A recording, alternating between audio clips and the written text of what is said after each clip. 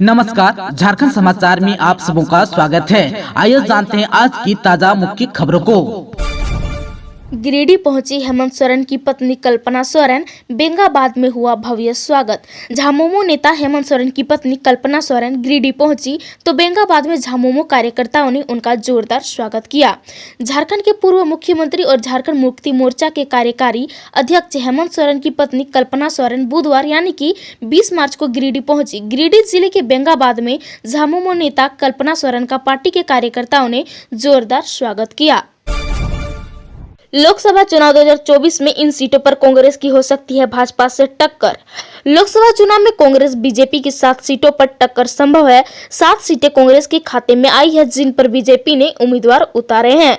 झारखंड में लोकसभा चुनाव 2024 में कम से कम 7 सीट पर भारतीय जनता पार्टी की कांग्रेस के उम्मीदवारों से सीधी टक्कर होने की उम्मीद है। इनमें से अधिकतर सीटों पर वर्ष 2019 के लोकसभा चुनाव में भाजपा ने जीत दर्ज की थी। इधर केंद्र सरकार की नरेंद्र मोदी सरकार के खिलाफ बन रहे करीब 2 दर्जन दलों के गठबंधन INDIA के बीच सीटों का समझौता हो गया है। कांग्रेस पार्टी के हिस्से में 7 सीटें आई है। धनबाद और चतरा लोकसभा सीट को छोड़ दे तो कांग्रेस के हिस्से में जितनी सीटें आई है उन पर भाजपा ने पहले ही अपने उम्मीदवारों की घोषणा कर दी है। आप सबों को बता दो कि रांची, खूंटी, हजारीबाग, गोड्डा, धनबाद, लोहरदगा और पलामू या चतरा में से कोई एक सीट कांग्रेस के हिस्से में आ सकता है। मांडू विधायक जयप्रकाश पटेल बीजेपी का साथ छोड़ कांग्रेस का थामा दामन। मांडू विधायक जयप्रकाश पटेल बीजेपी का साथ छोड़ कांग्रेस ज्वाइन कर ली है। बीते 3 बार से मांडू विधानसभा से विधायक रहे जेपी पटेल ने कांग्रेस का दामन थाम लिया। लोकसभा चुनाव का बिगुल बजते ही झारखंड में जेएमएम के साथ साथ बीजेपी को भी झटका लगा है। जेएमएम के सीता सोरेन ने बीजेपी का दामन थामा तो वहीं बीजेपी नेता जेपी भाई पटेल कांग्रेस में शामिल हो गए। मांडू विधायक जयप्रकाश पटेल बीजेपी का साथ छोड़ कांग्रेस ज्वाइन कर ली है। बीते 3 बार से मांडू विधानसभा से विधायक रहे जेपी पटेल ने कांग्रेस का दामन थाम लिया। झुकना झारखंड की DNA में ही नहीं, बोले कल्पना सोरेन। सीता सोरेन के जेएमएम छोड़ने पर कल्पना सोरेन का पहला रिएक्शन सामने आया। झारखंड में लोकसभा चुनाव से पहले जेएमएम को बड़ा झटका लगा है। शिबू सोरेन की बहू और दिवंगत दुर्गा सोरेन की पत्नी सीता सोरेन बीजेपी में शामिल हो गई। इस घटनाक्रम के बाद झारखंड की राजनीति एक बार फिर गर्म हो गई है। वहीं कल्पना सोरेन का इस मामले पर पहला रिएक्शन सामने आया। झारखंड में लोकसभा चुनाव से पहले जेएमएम को बड़ा झटका लगा है। शिबू सोरेन की बहू और दिवंगत दुर्गा सोरेन की पत्नी सीता सोरेन की बीजेपी में शामिल हो गई। इस घटनाक्रम के बाद झारखंड की राजनीति एक बार फिर गर्म हो गई है। वहीं कल्पना सोरेन का इस मामले पर पहला रिएक्शन सामने आया है। कल्पना सोरेन ने पूर्व सीएम हेमंत सोरेन के आधिकारिक एक्स अकाउंट से पोस्ट करते हुए इस मामले पर अपनी टिप्पणी लिखी है। उन्होंने अपने पोस्ट में दुर्गा सोरेन और हेमंत सोरेन की तस्वीर साझा की है। साथ ही उन्होंने दुर्गा सोरेन और हेमंत सोरेन की बीच की घनिष्ठता का जिक्र भी किया। कल्पना सोरेन संभालेगी झामुमो की प्रचार की कमान, टीम में युवा नेताओं को दी जगह। कल्पना सोरेन 17 मार्च को राहुल गांधी की भारत जोड़ो यात्रा में शामिल हुई थी। उन्होंने उस वक्त न केवल झारखंड की बात कही बल्कि राष्ट्रीय स्तर के मुद्दों को भी उठाया था। कल्पना सोरेन 4 मार्च से लगातार राजनीतिक में सक्रिय हो गई है। झामुमो के कई कार्यक्रमों में वह शामिल हो चुकी है। पार्टी में भी उनकी सक्रियता बढ़ती जा रही है। पार्टी के कई निर्णयों में भी उनकी राजामंदी रहती है। यह देखते हुए पार्टी की ओर से उन्हें लोकसभा चुनाव के लिए प्रचार की कमान सौंपी जाएगी। झामुमो के एक नेता के अनुसार लोकसभा चुनाव के तहत न केवल झामुमो बल्कि सहयोगी दलों के लिए भी वह प्रचार करेगी।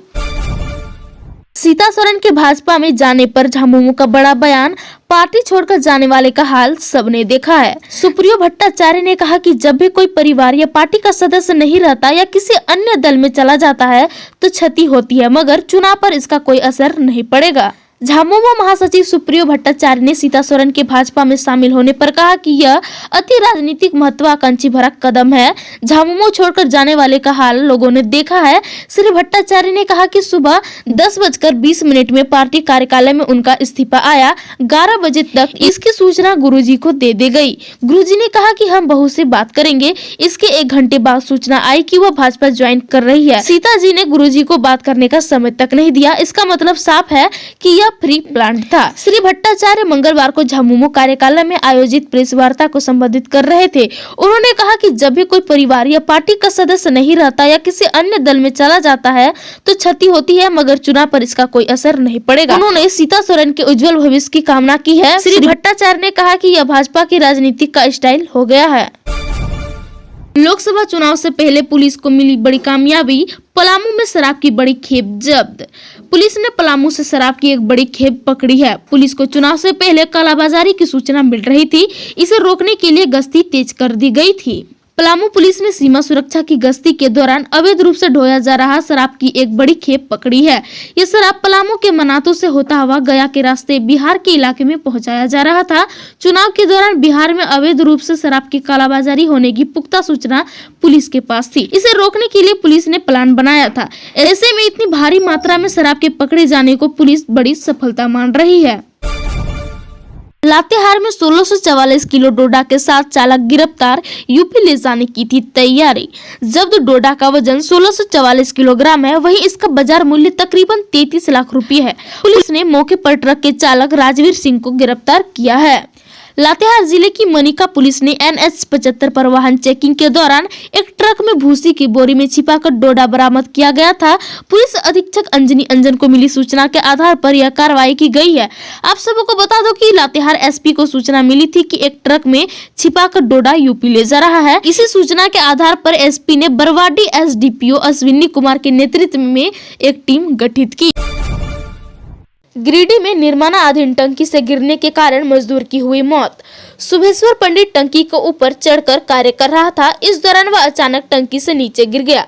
घटना के बाद मौके पर मौजूद लोगों ने उसे तत्काल इलाज के लिए गंभीर अवस्था में सदर अस्पताल ले गए। गिरिडीह में बुधवार की सुबह निर्माणाधीन टंकी से गिरने के कारण एक मजदूर की मौत हो गई। मृतक की पहचान मुफसिल थाना क्षेत्र अंतर्गत लोदी सरहच्चा निवासी शुभेश्वर पंडित उम्र 45 वर्ष के रूप में की गई है। घटना के बाद परिजनों का रो कर बुरा हाल है। इस घटना के संबंध में बताया जाता है कि शुभेश्वर पंडित सदर प्रखंड के पूर्णा नगर में जल नल योजना के तहत पानी टंकी का निर्माण कर रहा था। इस दौरान वह अचानक टंकी से नीचे गिर गया। घटना के बाद मौके पर ही मौत हो गई। CRPF 190 बटालियन के चालक ने की आत्महत्या। चतरा में CRPF 190 बटालियन के चालक जवान निहाल सिंह ने आत्महत्या कर ली है। जानकारी के मुताबिक पारिवारिक विवाद के कारण उन्होंने ये कदम उठाया है। चतरा जिले में तैनात थाना क्षेत्र के केडीमो पिकेट में CRPF 190 बटालियन के चालक जवान निहाल सिंह ने आत्महत्या कर ली। घटना बुधवार सुबह की है। जानकारी के मुताबिक वह राजस्थान के दौसा जिले का रहने वाला था। हालांकि आत्महत्या की अब तक स्पष्ट वजह नहीं मिल सकी है, लेकिन बताया जाता है कि पारिवारिक विवाद के कारण उन्होंने ये कदम उठाया है। दोस्तों, अभी तक आपने चैनल को सब्सक्राइब नहीं किया है तो प्लीज चैनल को सब्सक्राइब कर बेल आइकन को प्रेस कर दीजिएगा ताकि खबरों का अपडेट आपको मिलता रहेगा। इसके साथ ही आज के खबरों में बस इतना ही। हमें दीजिए इजाजत। नमस्कार।